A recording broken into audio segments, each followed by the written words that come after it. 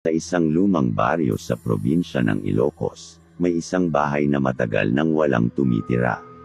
Nakakalbo ang mga pader at ang mga bintana'y wasak na. Hindi na ito binabalikan ng dating mga may-ari, at pinaniniwala ang sinumpa ang lugar. Ngunit isang gabi, isang binata na nagngangalang Nilo ang napadaan sa harap ng bahay.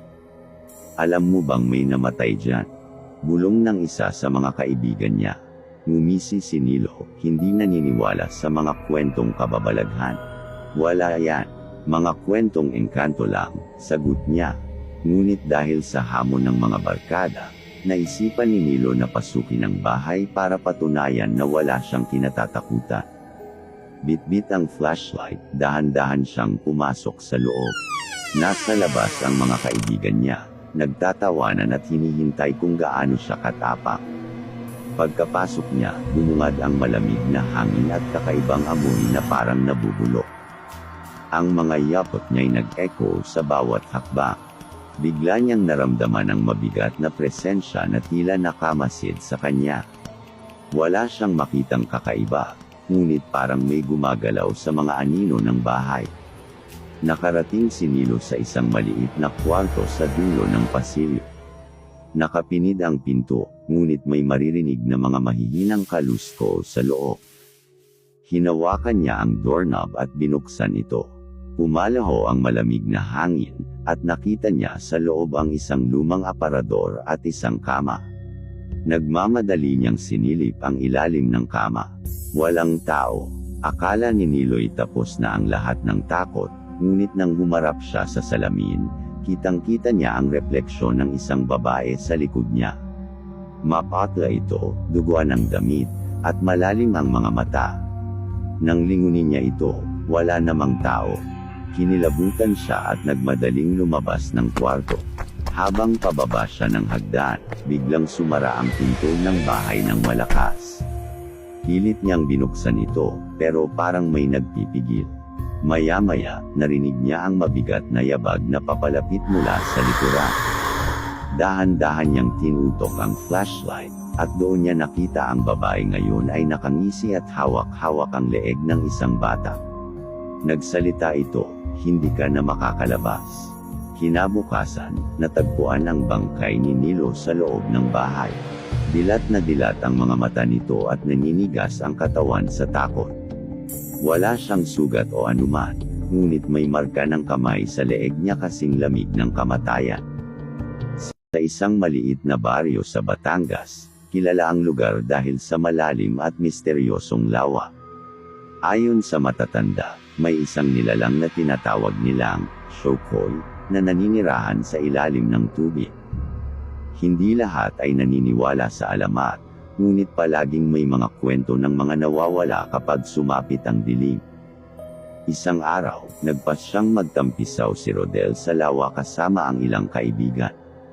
Walang takot si Rodel, isa siyang mahusay na manlalangoy, at hindi niya pinaniniwalaan ang mga kwentong bayan.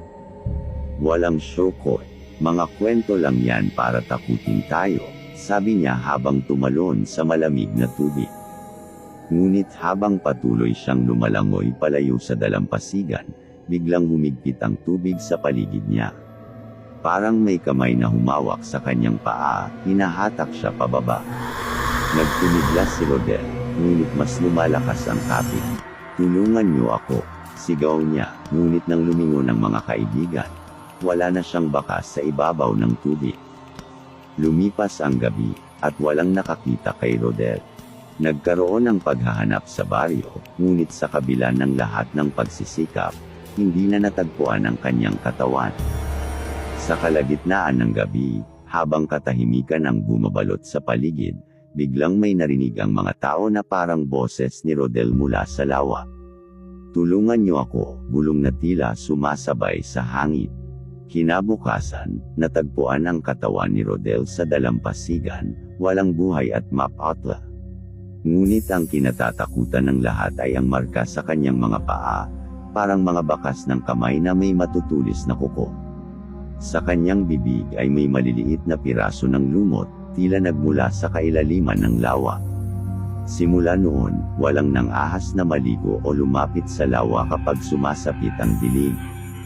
Ang kwento ni Rodel ay nagsilbing babala sa lahat. Ang Shokoy ay hindi alamat, ito'y totoo, at naghihintay sa ilalim ng tubig para sa susunod na biktima. Sa tuwing sasapit ang gabi, maririnig pa rin sa hangin ng bulong, "Tulungan niyo ako." Ang pasahero sa jeep. Gabi na noon, mga 10:00, nang sumakay si Lara sa huling jeep papunta sa kanilang bayan sa Bulacan. Pagod siya mula sa buong araw na trabaho sa Maynila. Naupo siya sa may gitna, malapit sa pintuan ng jeep, at agad niyang naramdaman ang malamig na simoy ng hangin. Kakaunti na lang ang mga pasahero, 3 iba pa maliban kay Lara. Tahimik ang biyahe. Tanging tunog ng makina ng jeep at ang kalustos ng gulong sa sementadong kalsada ang maririnig. Maya-maya pa, sa isang madilim na kanto, huminto ang jeep at sumakay ang isang matandang babae.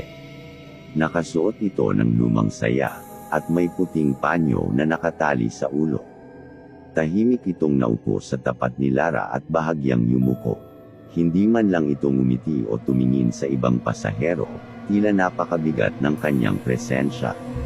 Ramdam ni Lara ang kakaibang tensyon sa loob ng jeep, na tila'y dumilim ang paligid matapos sumakay ng matanda. Hindi nagtagal, napansin ni Lara na walang ibang sumasakay o bumababa. Parang napakalayo na ng kanilang nararating, ngunit pamilyar sa kanya ang mga dinaanan. Tumingin siya sa driver pero tila hindi nito napansin ang matanda, na parang wala itong nakikitang kakaiba.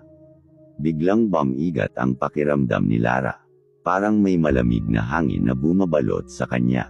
Lumingon siya sa mga kasama niyang pasahero, ngunit napansin niyang lahat sila ay nakayuko, parang natutulog. Maliban sa isang bagay, hindi gumagalaw ang kanilang mga dibdib, walang paghinga. Napalunok si Lara at muling tumingin sa matanda. Nang bigla itong nagsalita, mabagal at halos bulong, "Ilang taon na ang nakalipas mula nang sumakay ako dito, pero di na ako nakauwi." Nang inag ang katawan ni Lara, tumayo ang matanda, lumapit sa kanya, at binulong sa kanyang tenga, pakisabi sa kanila, "Uuwi na ako." Agad na sumigaw si Lara at huminto ang jeep. Nang huminto, nagtatakbo siya pababa, hindi na nagbayad, hindi na lumingon. Tila lumutang ang jeep palayo, walang tunog ng makina, at naglaho sa dilim. Pagdating niya sa kanilang bahay, hindi na niya napigilan ang sarili at nahulog sa sahig. Agad siyang niyakap ng kanyang ina, nag-aalala. "Anong nangyari, anak?" tanong nito. May matandang babae sa jeep," sabi ni Lara, nanginginig pa rin sa takot. Natigilan ang kanyang ina at tila nanlamig ang mukha.